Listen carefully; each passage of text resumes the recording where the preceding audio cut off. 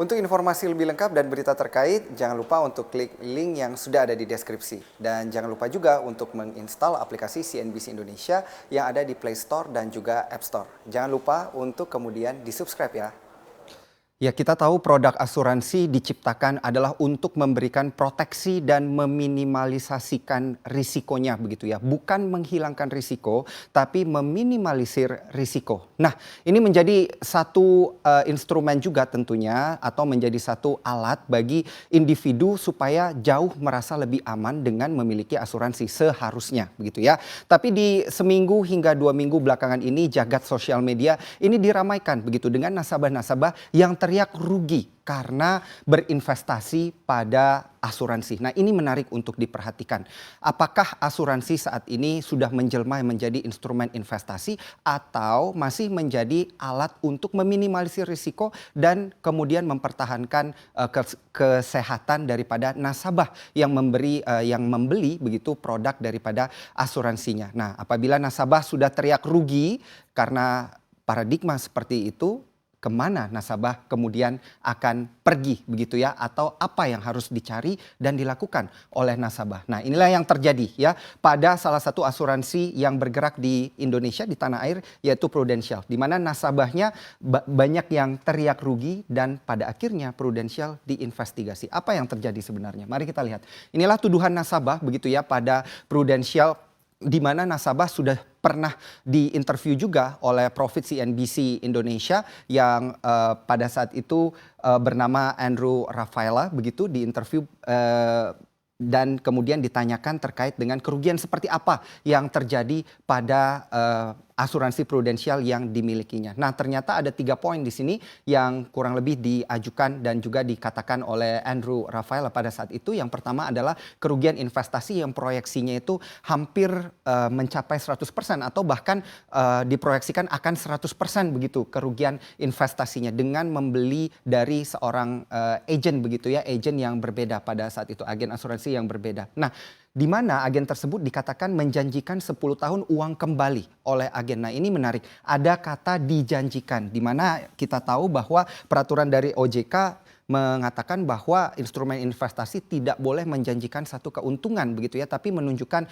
proyeksi keuntungannya dan juga kerugiannya ke depannya akan seperti apa. Sehingga ini masih menjadi tanda tanya, dijanjikan 10 tahun uang kembali oleh agen ini seperti apa. Dan yang ketiga, ternyata ditemukan adanya pemalsuan dokumen dan juga tanda tangan. Beberapa dokumen yang dimiliki nasabah ternyata tanda tangannya tidak sesuai begitu atau tidak diakui juga oleh nasabahnya bahwa itu adalah tanda tangan miliknya. Sehingga inilah yang menjadi dasar upaya daripada nasabah pada akhirnya mengajukan dan melapor kepada polisi. Tapi selain itu nasabah-nasabah selain Andrew Rafaela juga mengatakan bahwa mendatangi kantor pusat Prudential begitu untuk menanyakan langsung apa yang terjadi, dan juga sudah ada somasi yang pernah diberikan oleh kuasa hukum kepada pihak asuransi. Ini terjadi semenjak tahun 2017 namun baru terkuak di media di tahun 2021. Kelanjutannya seperti apa? Ini masih menjadi tanda tanya karena masih dalam proses investigasi oleh kepolisian. Pun demikian, kita juga melihat bagaimana jawaban dan respon dari pihak asuransi Prudential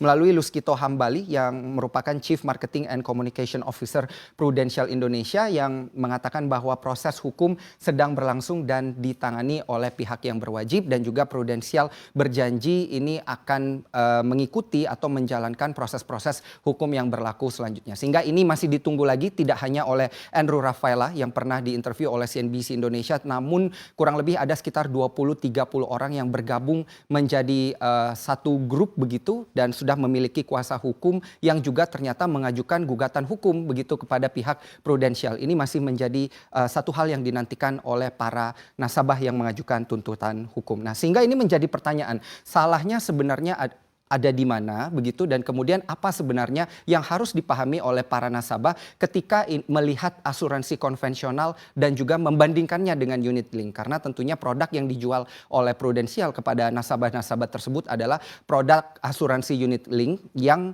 sebagiannya ini merupakan adalah sebuah rekening top up begitu ya, yang nantinya diinvestasikan di saham, obligasi ataupun reksadana. Kita mulai dari asuransi konvensionalnya terlebih dahulu begitu ya di sini, dan sebenarnya paling mudah untuk kita simulasikan begitu. Nah, Anggap saja Anda berusia 25, nasabah berusia 25 tahun di sini dan kemudian Anda ditawarkan sebuah produk asuransi dengan kisaran premi 25 juta per tahunnya begitu.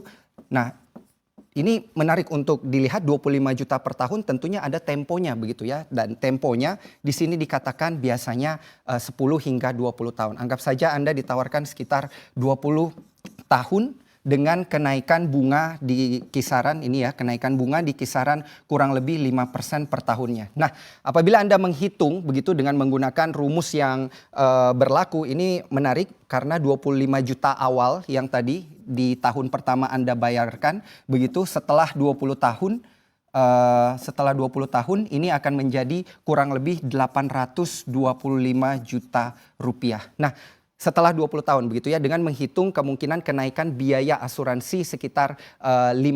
Nah, ini adalah perhitungan untuk asuransi konvensional. Asuransi konvensional di sini memiliki kenaikan biaya asuransi, sedangkan unit link tidak diberikan biaya kenaikan asuransi setiap tahunnya. Sehingga inilah yang menjadi perbedaan yang pertama. Nah, ini menjadi menarik kalau kita bandingkan dengan asuransi unit link. Apabila ditawarkan dengan kisaran premi per tahunnya di angka kurang lebih 32 juta di sini, dengan lama preminya di sini, lama masa pembayaran premi selama 20 tahun di tahun yang sama, begitu, maka setelah 20 tahun tinggal dikalikan saja begitu. 32 tahun dikali kurang lebih 32 juta dikali dengan 20 tahun, ini akan berada di kisaran 640 juta. Nah, ternyata kalau dari besaran jumlah sendiri pun ya, nilai daripada membeli produk asuransi unit link ternyata lebih kecil begitu ya dibandingkan dengan asuransi konvensional setelah 20 tahun. Nah, inilah kemudian yang membuat para nasabah begitu lebih banyak membeli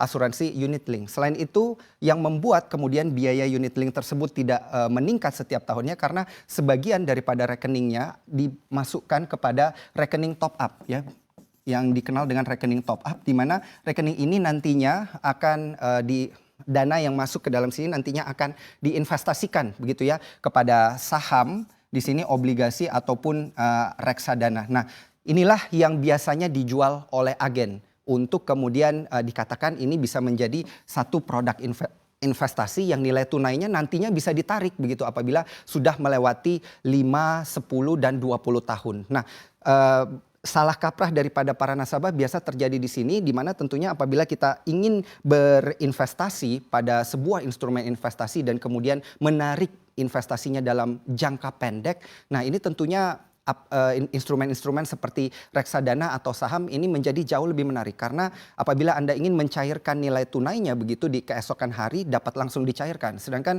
untuk produk-produk asuransi unit link begitu apabila Anda ingin mencairkan nilai tunainya di tahun pertama pun begitu Anda tidak dapat melakukan hal tersebut karena terdapat biaya akuisisi, dan akan kita jelaskan selanjutnya di slide yang selanjutnya karena besaran biaya akuisisi ini kemudian mempengaruhi nanti seberapa besar nilai tunai yang Anda akan dapatkan di kemudian hari setelah 5 tahun begitu ya atau 6 tahun. Untuk Prudential sendiri pun biaya akuisisinya di tahun pertama mengikuti skema 100% begitu ya. Di tahun pertama di mana uang premi yang Anda berikan di tahun pertama akan 100% ditarik keseluruhan ini untuk biaya operasional begitu. Di tahun kedua akan kemudian ditarik biaya akuisisi itu sekitar 60%, di tahun ketiga di kisaran 15%, di tahun keempat 15% dan di tahun kelima juga ada di kisaran 15% dengan total sepanjang 5 tahun di kisaran 205%. Nah, ini menjadi menarik apabila Anda melihat perhitungannya karena ternyata di tahun kedua barulah uang premi Anda ini bisa diputar begitu pada instrumen-instrumen investasi yang akan masuk ke dalam rekening top up. Nah, ternyata selain itu penyebab premi unit link ini tidak maksimal adalah besaran biaya dari akuisisi ini, di mana biaya akuisisi dari masing-masing perusahaan asuransi berbeda-beda. Untuk skema Prudential sendiri sudah kami jelaskan sebelumnya, dan selain biaya akuisisi, yang menjadi permasalahan selanjutnya biasanya adalah investasi yang buruk dan prediksi proposal yang tidak terjadi. Akibat mungkin di tahun 2020 instrumen saham yang Anda lihat anjlok juga sempat di bulan Maret di tahun lalu. Kemudian masih berlanjut juga di tahun 2021, dikatakan banyak instrumen investasi yang masih belum perform, termasuk rupiah yang semakin melemah begitu hingga saat ini. Nah, ini bisa menjadi salah satu faktor yang menyebabkan premi unit link Anda setelah 5 atau bahkan 10 tahun nilai tunainya tidak maksimal atau bahkan habis begitu ya. Apabila Anda melihat di rekening dan juga di asuransi Anda, di kontrak asuransi Anda, di beberapa tahun, kemudian di beberapa tahun selanjutnya ada sebuah logo bintang begitu, 3 bintang, itu menandakan bahwa nilai tunai daripada asuransi Anda sudah habis dan Anda harus melakukan top up ya. Ini untuk asuransi unit link. Inilah yang perlu juga diperhatikan. Dan juga ada poin selanjutnya, ini ada potongan biaya admin untuk beberapa jenis perusahaan asuransi yang menggunakan potongan biaya admin yang cukup besar ketika men-top up. Ini juga ternyata membuat premi unit link tidak maksimal, dan yang paling tidak diinginkan oleh nasabah tentunya adalah penipuan dari agennya. Karena ketiga hal di atas ini masih bisa dimitigasi begitu, masih ada periode belajar terkait dengan belajar asuransi atau free look begitu di kisaran 2 minggu hingga 1 bulan, yang memungkinkan Anda sebagai nasabah asuransi sebenarnya apabila tidak setuju dengan kontraknya dapat membatalkan walaupun sudah membayarkan begitu ya. Tapi apabila rekening Anda atau